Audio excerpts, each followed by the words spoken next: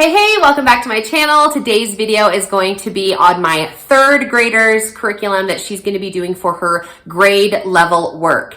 And I just posted my fifth grader's work, so this is similar, but it's just a shortened video by breaking them all up to show you what it's going to be in that specific grade level. Now, as I've mentioned before, we actually have family school, which covers the first half of our school day, and that's where we get a lot of our family subjects. So make sure you check out that video because most of the content that we cover in our looping schedule is going to be on that video. I think I did miss our literature studies, but you'll get the idea of the bulk of the work that we have there. So what I'm going to show you in this video is specifically grade level work for my second grader. So did I say third before? I don't know, but she's in second grade. So here we go.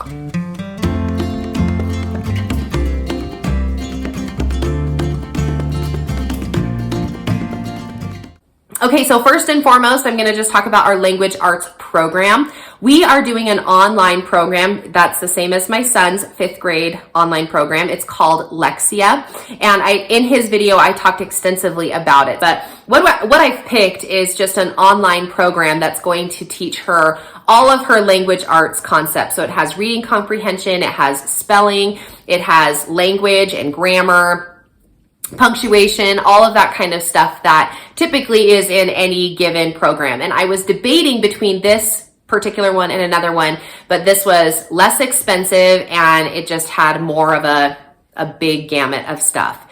The only thing that it doesn't have, well, you could actually print off. It does have a little section where you can print off actual work pages so that the kids can practice their handwriting.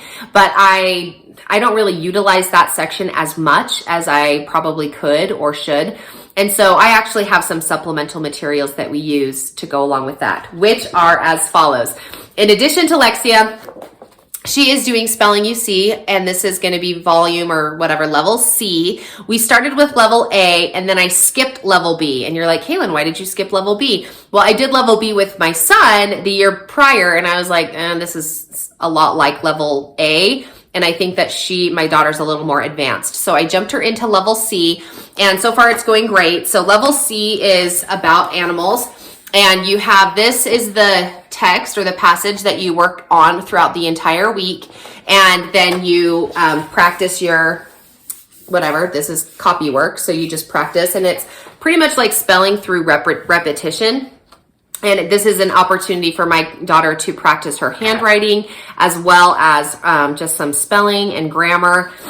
Towards the end of the week, you have a no rule day where the kids can draw and write whatever they want to. It could be about the story of the week, or it can be whatever they want. And then the last day of your program or of your week is going to be dictation, where you as the parent are going to dictate the passage to the child, and they are going to rewrite it on the blank pages that are provided in the book. So we've been liking it. We've done it for about 2.5 weeks now, and she always grumbles when it's time for spelling. You see, she doesn't really love it. I'm not sure why, but she pretty much is a grumbler about it. But so far, we've just been staying the course and continuing to do that. The other thing that I've added in, and this is something that we did over the summer. So I purchased it as our summer school, and we made it through maybe half of it. And so I'm just having her continue. It's just a very basic reading comprehension program, and it's for first grade. So she can do it pretty much by herself. There's not any vocabulary that she doesn't understand or can't read.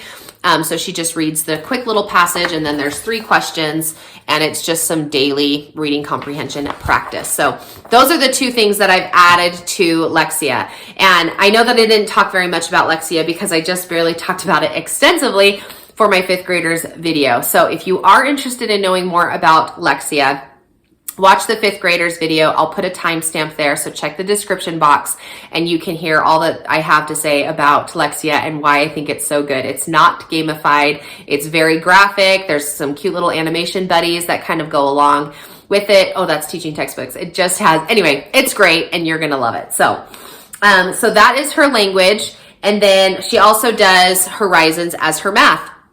I've been using Horizons since the beginning. So we have a fifth grader now, and he used Horizons through fourth grade. And so now we're just kind of duplicating, like shepherding the next kid through Horizons. I really love them. And they are an advanced paced program from what I have found, especially when I got my fourth grader to middle fourth grade and I was beginning to kind of shift out of Horizons. I felt like he was in third grade math in other programs, and now that we're doing teaching textbooks, he's mid fifth grade for that.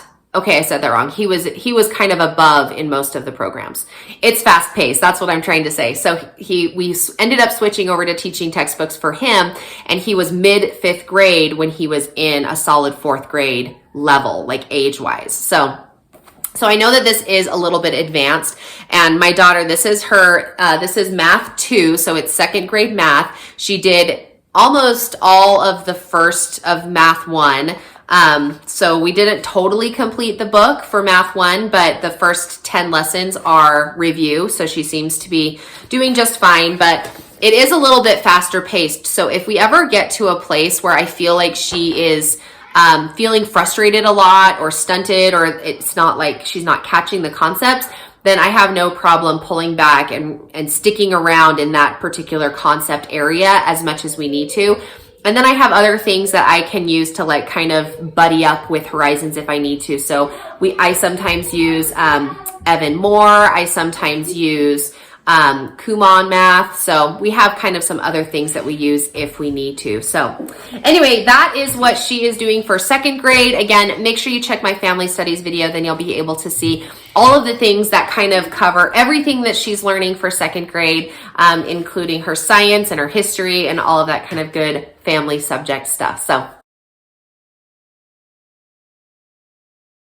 I just want to show you so you know what it is that we're looking at. So Lexia is also not gamified. There are just a bunch of different levels that they go through, and each level is like a different area of the world. So right now my son is in the ancient Greek countryside, and I love it because then you go into the world and it has this cute little countryside, just this fun little beginning part animation.